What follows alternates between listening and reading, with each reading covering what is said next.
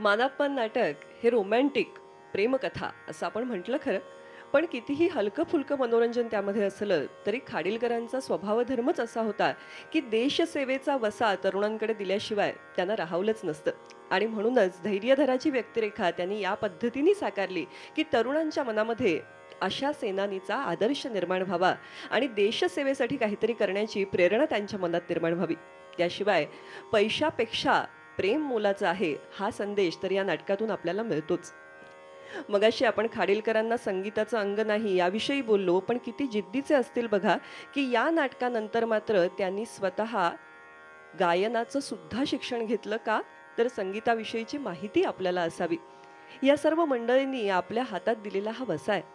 मानापमान नाटक केवळ रसिकांनाच भुरळ घालतं असं नव्हे, तर आजच्या पिढीतल्या कलाकारांना सुद्धा त्यातलं आव्हान जाणवतं. ते पुन्हा पुन्हा करून पाहावंसं वाटतं.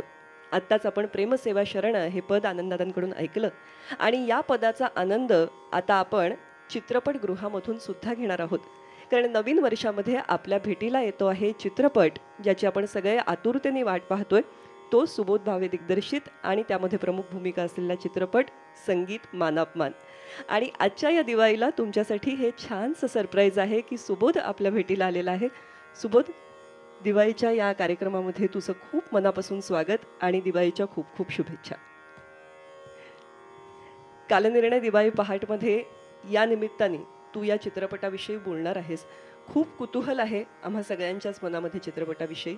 इतकी उत्तम निर्मिती जिओ स्टुडिओज आणि गणेश मार्केटिंग आणि फिल्म्सनी याची केलेली आहे. टीम सगळी इतकी छान आहे. संगीतासाठी खुद्द शंकर एहसान लॉय आणि आनंददादांसारखे दिग्गज कलाकार त्यामध्ये सहभागी आहेत. हे सगळंच आम्ही इतकी आतुरतेने वाट पाहतोय. तुझ्या काय अपेक्षा आहेत रसिकांकडून सुद्धा आणि या चित्रपटाचं आत्ता एक स्वप्न तू पाहिलेलं साकार झालं आहे. तर आत्ता काय वाटतंय? सगळ्यात पहिल्यांदा स्मृतिगंधाच्या आणि कालनिर्णयाच्या सर्व रसिक प्रेक्षकांना दीपावलीच्या मनपूर्वक शुभेच्छा आमच्या संपूर्ण संगीत मानापमानच्या संघाकडनं. आजचं व्यासपीठ माझ्यासाठी खूप खास आहे कारण इथे बसलेली सगळी मंडळी यांचं माझ्या आयुष्यातलं पहिलं पहिलं एक स्थान आहे. समीरा माझ्या करिअरची सुरुवात मुंबईतल्या आभाळमाया सिरियलपासून झाली आणि समीरा आणि मी त्याच्यात एकत्र काम केलं होतं, त्यामुळे माझी पहिली हिरोईन आहे ती मुंबईतली. आणि यंदाच्या वर्षी आभाळमायाला 25 25 वर्ष पूर्ण होत होत आहेत. आहेत. त्यामुळे एक मोठा प्रवास आपण एकत्र केला या मालिकेच्या माध्यमातून आणि तुम्ही सगळ्यांनी त्याच्यावरती उदंड प्रेम केलं. आनंद आणि आदित्य या दोघांचंही विशेष स्थान आहे, कारण एखादा कलाकार एखादी भूमिका करायचं ठरवतो आणि त्याच्यामध्ये त्याच्या इतकेच पॅशनेट लोक त्याला मदतीला येतात, साथ देतात आणि त्याच्यातनं एक सुंदर कलाकृती उभी राहते, ती म्हणजे बालगंधर्व. आणि बालगंधर्वमध्ये या दोघांना वजा केलं तर काही राहिलंच नाही. त्यामुळे त्या चित्रपट होण्यामागचं प्रमुख कारण इज आनंद भाटे आणि आदित्य ओक. त्यामुळे तीही मंडळी माझ्या आयुष्यातली अत्यंत खास आहेत आणि आज त्यांच्याबरोबर दिवाळीचा आनंद द्विगुणित करताना खरंच मनापासून बरं वाटतंय. आणि त्याच्यात येणारा आगामी चित्रपट संगीत मानापमान, मला असं वाटतं की मानापमान या नाटकाविषयी मी काही फार सांगायला पाहिजे असं नाही, कारण तुमच्यातली अनेक ज्येष्ठ मंडळी आहेत ज्यांनी या नाटकाचे कितीतरी प्रयोग बघितले असतील, वेगवेगळ्या संचातले पाहिले असतील. आपल्याकडे मी काय म्हणतो की मराठी नाटक आपण चला शो बघायला जाऊया असं म्हणून आपण मराठी नाटक बघायला जात नाही. तर मराठी नाटक आपण जसं आपण दिवाळी साजरी करतो, जसं आपण गुढीपाडवा साजरा करतो, जसं आपण दसरा साजरा करतो, तसं मराठी नाटक आपण साजरं करतो. म्हणजे आपण नटून थटून ठेवणीतले साड्या नेसून कपडे घालून आपण मराठी नाटक बघायला जातो. ही परंपरा आपल्याकडे एखाद्या सणासारखी आहे मराठी नाटकाची, आणि ती ज्यांच्यामुळे आपल्याकडे आलेली आहे ती ही सगळी दिग्गज मंडळी आहेत ज्यांची नावं तू आत्ता घेतेस. त्यामुळे त्यांच्या कलाकृतींवरती आपण पोचले गेलेलो आहोत, त्यांच्या विचारांवरती आपण पोचले गेलेलो आहोत, त्यांच्या संगीतावरती आपण पोचले गेलेलो आहोत. आणि कट्यार झाल्यानंतर, सिनेमा झाल्यानंतर मला आणि शंकरजींना पुन्हा एक काहीतरी म्युझिकल एकत्र करायचं होतं, संगीतिका एकत्र करायचे होते आणि आम्ही खूप विषय एकमेकांशी बोलत होतो. मानापमान नाटक माझ्यासाठी नवीन होतं का? नाही, कारण बालगंधर्व करताना तो एक अभ्यास आमच्या सगळ्यांचाच त्या नाटकाविषयीचा, त्याच्या संगीताविषयीचा झाला होता. मग ह्या सगळ्या आमच्या चर्चा दरम्यान मानापमान नाटक मी एकदा वाचून काढलं परत एकदा, की ह्याच्यावर सिनेमा होऊ शकतो का. कट्यार नाटकावरती जसा पटकन सिनेमा होण्याची शक्यता होती तशी मानापमानमध्ये नव्हती. कारण कट्यारमध्ये एक स्ट्रॉंग 6 ते 7 कॅरेक्टर्स आहेत. एक मोठा इंटरपर्सनल ड्रामा आहे. अ, संगीताशी संबंधित असलेल्या माणसांची गोष्ट आहे. तसा मानापमानचा कॅनव्हास खूप मोठा नाहीये. म्हणजे सिनेमात यावा असा नाहीये. कारण अ, गोष्ट एका पॉइंटला सुरू होते आणि मग ती प्रेमकथेत बदलत जाते आणि त्या नाटकामध्ये साधारणपणे 70 गाणी आहेत मानापमानमध्ये. तर अ, पहिल्यांदा विचार केला तेव्हा मला असं वाटलं की नाही मी काहीतरी बहुतेक करून चुकीच्या पद्धतीने नाटकाकडे बघतोय की काय. मग मी पुन्हा 1-2 वर्षानंतर पुन्हा मानापमान वाचलं. तेव्हा मी डोक्यातनं आधी बाजूला काढलं. मग परत 2 वर्षानंतर मानापमान वाचलं आणि मला असं वाटलं मी कदाचित चुकीच्या पद्धतीने त्या नाटकाकडे बघतोय. म्हणून तू आता जर आमची जाहिरात बघितलीस तर त्याच्यात मी असं लिहिलंय की कृष्णाजी प्रभाकर खाडीलकर यांच्या अत्यंत गाजलेल्या मानापमान नाटकावरून प्रेरित, इन्स्पायर्ड बाय. तर मानापमानमधलं नेमकं काय घ्यायचं? तर त्याचा जो जर्म आहे छोटा नाटकातला, तो तेवढाच जर्म घेतलाय. धैर्यधर आणि भामिनी ही कॅरेक्टर्स घेतली आहेत आणि सिनेमामध्ये पूर्णपणे नव्या पद्धतीने त्या कथेची आखणी केलेली आहे. मला असं वाटतं की काही-काही कथांमध्ये ताकद अशी असते, की आता नाटकाचा सिनेमा होऊ शकतो का? तर नाटकाचा सिनेमा नाही होऊ शकत. नाटकाच्या कथावस्तूवरून सिनेमा होऊ शकतो. मूळ कथा वेगळी असते. त्या कथेचं त्याने नाटक केलंय. त्याच कथेवरनं प्रेरित होऊन ती कथा सिनेमाच्या माध्यमातून मांडलेली आहे. त्यामुळे हा नाटकाचा सिनेमा नाहीये. हा नाटकावरनं प्रेरित, त्या कथेवरनं प्रेरित होऊन पूर्णपणे सिनेमामध्ये मांडलेला, त्याच्यासाठी नव्याने विचार केलेला, व्यक्तिरेखांचा, गाण्यांचा असा हा सिनेमा आहे. पण अगेन मला असं वाटतं, की त्याचं मूळ जे आहे ते त्या खाडीलकरांच्या कथेत आहे. त्यामुळे त्याचं श्रेय संपूर्णपणे कृष्णाजी प्रभाकर खाडीलकर यांचंच आहे. कारण त्याच्यातच त्यांचं मूळ दडलंय. आणि अर्थात मला असं वाटतं, की आम्ही कायम एकत्र भेटलो, की बोलत असतो, की गोविंदराव टेंबे आज का नाही आहेत? म्हणजे गोविंदराव टेंब्यांनी कदाचित मानापमान नाटकानंतर काहीही केलं नसतं, तरी सुद्धा चाललं असतं. इतकी अवीट गोडीची आणि इतकी अफाट गाणी मानापमान या नाटकात आहेत. खरं. आणि ती ऐकल्यानंतर तुम्हाला असं वाटतं, की ह्याच्यातलं कुठलं घ्यायचं? कारण सगळीच एकापेक्षा एक आहेत. आणि जसं आपण म्हणूया, की आई-वडिलांना जर 70 मुलं असतील, तर ती 70 मुलं वेगळी असतील, तशी मानापनमधली ही 70 चाली वेगळ्या आहेत. प्रत्येकाची स्वतःची एक खासियत आहे. प्रत्येकाचं स्वतःचं एक म्हणणं आहे. प्रत्येकाचं स्वतःचं एक वेगळं अस्तित्व आहे. त्यामुळे एकाची छाप दुसऱ्यावरती नाहीये. इतकी प्रतिभा असलेला संगीतकार आपल्याकडे होऊन गेला, याच्याविषयी आपण ऋणी असलं पाहिजे कायम त्या गोविंदराव टेंब्यांचं, खाडीलकरांचं आणि अर्थात त्याच्यामध्ये जी काही कामं केली त्या सगळ्या दिग्गजांचं. आणि असं एक नाटक आणि मला मानापमान का करावंसं वाटलं, की आपल्याकडे मराठीमध्ये, मराठी चित्रपटांमध्ये परीकथा नाही आहेत. आपण फार फेरी टेल्समध्ये रमत नाही आणि मी स्वतः खूप परीकथांमध्ये रमणारा माणूस आहे. मला मार्वलचे चित्रपट भयंकर आवडतात. मला डिझनीचे चित्रपट भयंकर आवडतात. पण डिझनी किंवा मार्वल सारखा एकही चित्रपट मराठीमध्ये नाहीये. आपल्याकडे ऐतिहासिक प्रचंड व्यक्तिमत्व आहेत किंवा आपल्याकडे जी आपण बायोपिक म्हणून मला म्हटलं जातं, तशी अनेक व्यक्तिमत्व आहेत. पण गेल्या अनेक वर्षात माझ्याकडे परीकथाच नाहीये. आणि मला का आवडतात परीकथा? कारण आजूबाजूला चालू असलेलं एक डिस्टर्ब करणारं वातावरण आहेच आहे.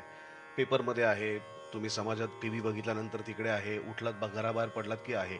या सगळ्यातनं 3 तास माझ्या प्रेक्षकाला मी एका वेगळ्या जगात घेऊन जातो, ज्या जगाचा आणि ह्याच्याशी काही संबंध नाहीये. ज्या जगात तो आनंदी होतो, हसतो, त्याला उचंबळून जायला होतं, तो प्रेमात पडतो आणि बाहेर आल्यानंतर माझ्या सिनेमातले काही क्षण जेव्हा त्याला अस्वस्थ वाटेल तेव्हा त्याच्याबरोबर असतील आणि ते त्याला हसवायला मदत करतील. ते त्याला आनंद द्यायला, ते त्याला इन्स्पायर करायला मदत करतील. त्याला असं वाटेल की जगणं किती सुंदर आहे, जसं तसं आहे, तसं मला करायचं आहे. म्हणून त्याला इन्स्पायर होईल आणि तो स्वतःचं जगणं जास्तीत जास्त सुंदर करायचा प्रयत्न करेल. तर मला त्या परीकथेची ताकद ती आहे, जी मला कायम जाणवते. कारण प्रेक्षक म्हणून मला परीकथा बघायला आवडतात. तर मला असं वाटतं की आपल्या भाषेत परीकथाच नाहीये. मग ती परीकथेची शक्यता मला मानापमान नाटकामध्ये दिसली. की जशा आपल्याकडे चांदोबातल्या गोष्टी होत्या आठवते, आता चांदोबा नाहीये. पण चांदोबातल्या गोष्टी, एक छोटं आटपाट नगर होतं, त्या नगरात एक राजा होता, एक प्रधान होता, त्याची एक मुलगी होती, जी खूप सुंदर होती. ती जी चांदोबातली गोष्ट आहे, ती मला मानापनमध्ये आढळली. म्हणून हा चित्रपट करायचं ठरवलं. आणि खरंच आहे अशा पद्धतीच्या परिकथेची आज खूप गरज आहे. अ, संगीताचा तू उल्लेख केलास आणि जितकं कथानक तितकंच संगीत ही या नाटकाची ताकद आहे. आनंदानं मला तुम्हाला विचारायला आवडेल, की तुम्ही सगळ्या या प्रक्रियेमध्ये होतात चित्रपट निर्मितीच्या सांगीतिक प्रक्रियेमध्ये. तर काय सांगाल त्याविषयी? मी आत्ता जे प्रेमसेवा शरण गाणं सादर केलं तर ते मी या चित्रपटात गायलेलो आहे. वेगवेगळी गाणी नाटकातली चित्रपटात घेतली गेलीत, पण त्याला काही मूळ स्वरूपात आहेत, काहींना वेगळी ट्रीटमेंट आहे. त्याबद्दल सुबोध नंतर सांगेल. पण मी जे गाणं गायलो त्याच्याबद्दल मला असं सांगायला आवडेल की छोटा गंधर्वांचं किंवा माझे गुरु पंडित भीमसेनजी पण हे गाणं मैफलीमध्ये गायचे. आणि ऑफकोर्स ज्यांनी ज्यांनी धैर्यधराची भूमिका केलेली आहे त्या सगळ्यांनीच हे गाणं अजरामर केलेलं आहे, प्रेमसेवा शरण. त्यामुळे ते गाणं गाताना अशा अशा कुठल्या तरी छान कलाकृतीशी आपण त्याचा भाग आहोत, त्याच्याशी असोसिएटेड आहोत, हे नेहमीच चांगलं असतं. आणि त्यामुळे मला खूप शंकरजींबरोबर मी पहिल्यांदाच काम केलं या निमित्ताने. तर त्यामुळे मला खूप चांगलं वाटलं. आणि हे गाणं जे आहे ते नाटकात ज्या सिच्युएशनमध्ये येतं त्याच्यापेक्षा एक वेगळ्याच सिच्युएशनमध्ये सिनेमात येतं. ते मी सगळं आता रिव्हील करत नाही पण तो थोडासा एक प्रेक्षकांच्यासाठी वेगळा सुखद धक्का असेल. माझ्याबरोबर आर्या आंबेकरनी पण आम्ही दोघांनी मिळून सिनेमात हे गाणं गायलेलं आहे. आणि ते एका खूप छान अशा सिच्युएशनमध्ये थोडंसं अनएक्सपेक्टेडली लोकांच्या समोर येणार आहे. त्यांनी एवढं सांगून खूप उत्सुकता वाढवलेली. तू काय सांगशील प्रेक्षकांना या निमित्ताने? मला असं वाटतं की आपण सगळेजण मराठी प्रेक्षक संगीतावरती अतिशय मनापासून प्रेम करणार आहोत. जेव्हापासनं माझ्या आयुष्यात ही माझी मित्रमंडळी आलेत तेव्हापासनं ते संगीत घेऊन माझ्या आयुष्यात आले आणि आता माझ्या आयुष्यातला एकही दिवस संगीताशिवाय जात नाही. मग मराठी भावगीत असतील, शास्त्रीय संगीत असेल, उपशास्त्रीय असेल आणि त्याच्यामध्ये मला रमायला आवडतं. म्हणजे कालच शंकरजी आणि आम्ही बोलत होतो की कट्यार आणि मानापमान मिळून शंकर एहसान लॉय आणि सुबोध भावे यांनी जवळपास 32 गाणी दिली आहेत. तर 32 गाण्यांमधली काही कट्यारमधली ओरिजिनल होती, तसंच मानापमानमधली काही ओरिजिनल आहेत. 6 गाणी ओरिजिनल आहेत आणि 8 ते 9 गाणी नव्याने शंकरजींनी बांधलेली आहेत, शंकर एहसान लॉय यांनी. पण एक वेगळं संगीत, एक अतिशय रिफ्रेशिंग संगीत या चित्रपटाच्या निमित्ताने तुम्हाला ऐकता येतील. मानापनमधली आवीट गोडीची गाणी आहेतच आहेत आणि शंकर एहसान लॉय असल्यामुळे ते कधीच गाण्याच्या आत्म्याला धक्का लावत नाहीत. त्यामुळे आपल्याला रिमिक्स नाही ऐकायचं आहे, तेच गाणं नव्या पद्धतीने आपल्यासमोर येणार आहे, वेगळ्या पद्धतीने. कारण मी म्हटलं तसं मानापमान नाटकाचे हे सिनेमात रूपांतर नाही आहे. त्यामुळे मानापमान नाटकात जसे प्रसंग होते तसे सिनेमात नाही आहेत. त्यामुळे सगळीच गाणी मानापनमधली घेता येत नाहीत. सिनेमातल्या प्रसंगानुसार त्याला जाईल असं मानापमानमधलं गाणं निवडलं असल्यामुळे 6 गाणी जी मानापमानमधली नाटकातली इथे बसली ती इथे घेतलीत. बाकीची संपूर्णपणे नव्याने बांधलेली गाणी आहेत. सिनेमातही चंद्रिका आहे, पण ते चंद्रिका वेगळं आहे, ते मानापमानमधलं चंद्रिका नाही आहे. आणि तेही तितकंच सुंदर शंकर एहसान लॉय यांनी त्याचं कंपोज केलं आहे. आणि म्हणजे कोण नाही आहे असा आपण विचार केला तर मानापमान चित्रपटामध्ये जवळपास 17 गायक आहेत. आज 17 गायक असलेला अल्बमच आपल्याकडे नाही आहे. आणि कोणापासून सुरुवात आहे तर आर्या आंबेकरपासनं ते, आता त्यांचं नाव घेत नाही मी कारण ती पण एक सरप्राईज असणार आहे आपल्या सगळ्यांसाठी. पण अशी एकापेक्षा एक गायक मंडळी आहेत आणि इतक्या प्रत्येकाचा आवाज वेगळा आहे, प्रत्येकाचं एक सोल वेगळा आहे, एक आत्मा वेगळा आहे आणि ते सगळेजण तितक्याच पॅशनेटली या सिनेमासाठी गायलेत. आणि अर्थात शंकर एहसान लॉय यांचं म्युझिक आहे, स्वतः शंकरजी आहेतच. आणि एक वेगळी भट्टी गायकांची या चित्रपटाच्या निमित्ताने जमले. कलाकारांमध्ये सुमित राघवन आहे, वैदेही आहे आणि उद्याच्या टीझरमध्ये जो संपूर्ण महाराष्ट्रात सिंघम या चित्रपटाबरोबर रिलीज होणार आहे आणि अर्थातच सोशल मीडिया माध्यमातून तुमच्यासमोरही येणार आहे, तर अजूनही तुमचे सगळे लाडके कलावंत आहेत.